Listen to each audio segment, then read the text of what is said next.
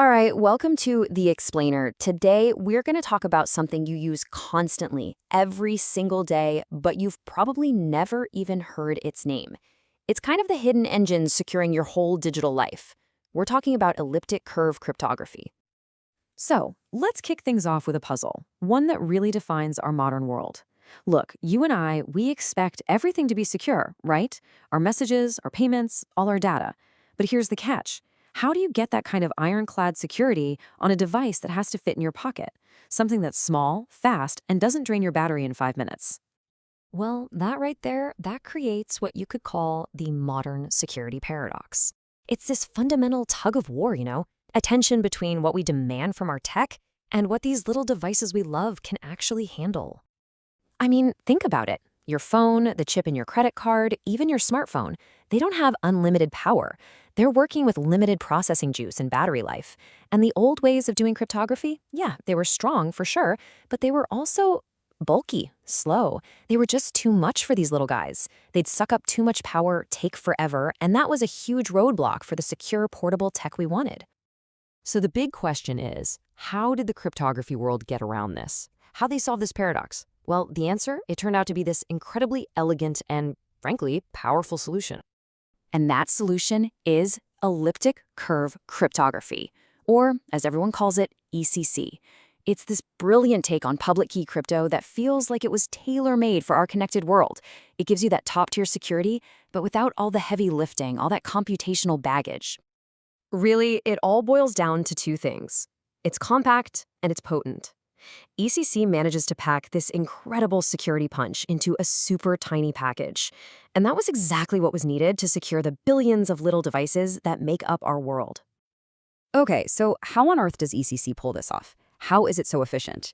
The secret sauce? It's all about the size of the cryptographic keys it uses. EC's real secret weapon is the math behind it.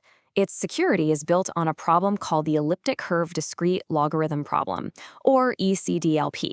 Now, don't worry, you don't need to know how to solve it. In fact, that's the whole point.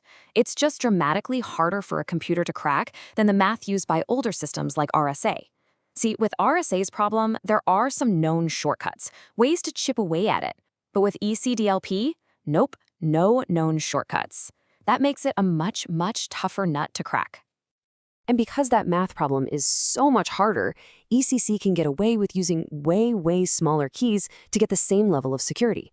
Just to put this into perspective for you, to get a certain level of security with RSA, you might need a key that's 3072 bits long.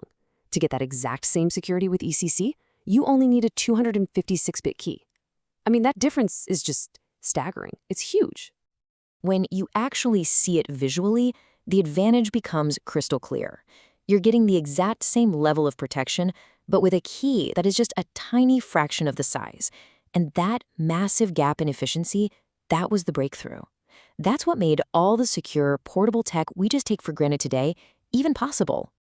All right, so this efficiency isn't just a cool math trick. It translates directly into real-world benefits. What does a smaller key actually mean for that phone in your pocket?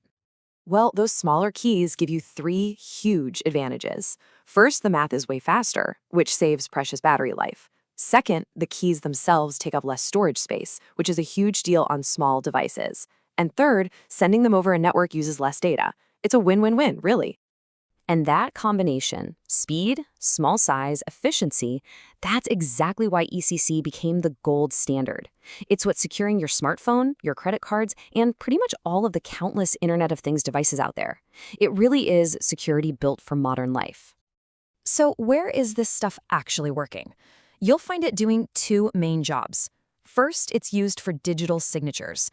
That's how we verify that a message or a piece of software is the real deal and nobody's messed with it. And second, it's used in key exchanges, which is the process of setting up a secure, encrypted connection for your private conversations. But here's where it gets even cooler.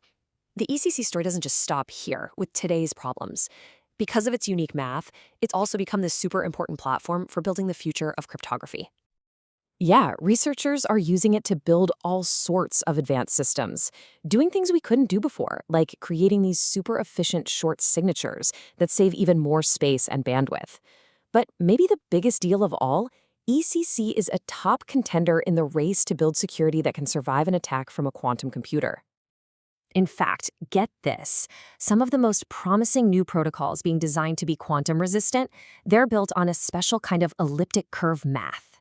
And these new methods, they're showing the potential to be multiple orders of magnitude faster than the other attempts out there. That's not just a small step. That's a massive leap forward. So what does that mean? It means the same elegant idea that securing your phone right now is also paving the way for the security of tomorrow. ECC isn't just some solution that's good for today, it's really a foundation for what comes next. It's just this powerful, efficient, and totally forward-looking technology humming away silently in the background, keeping us safe. It really is the unsung hero of our digital world.